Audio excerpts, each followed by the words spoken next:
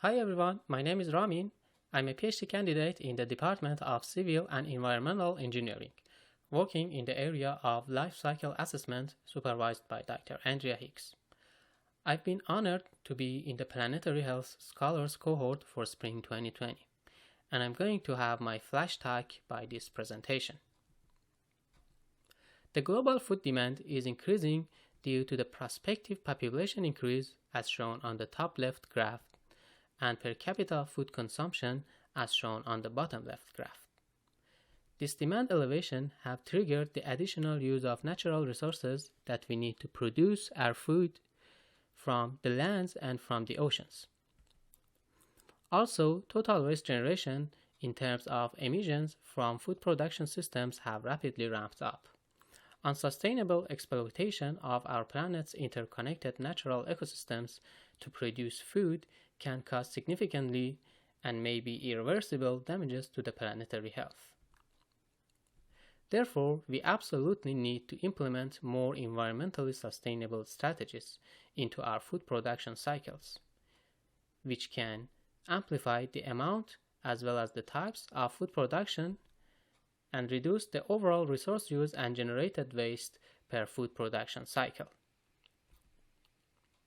One approach to accomplish that is tightening food production cycles by having integrated multi-trophic food production.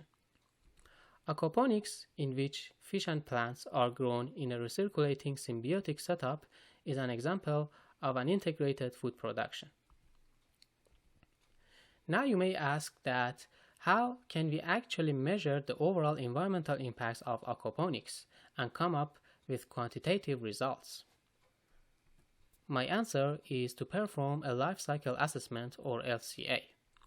Life cycle assessment is a methodology to evaluate the overall environmental impacts of products or processes throughout their entire life cycle, from raw material acquisition to manufacturing to processing to use and finally to the end-of-life scenarios. LCA is systematically performed by undertaking 4 steps: goal and scope definition, inventory analysis of extractions and emissions, life cycle impact assessment, and results interpretation. So by performing a life cycle assessment on a year-round operation of our investigated aquaponics, which was a cold weather located and lab scale system, we were not only able to quantify the overall environmental impacts using different environmental indicators, but also able to perform a real case scenario analysis to measure the extent of impacts mitigation by applying varying mitigation strategies.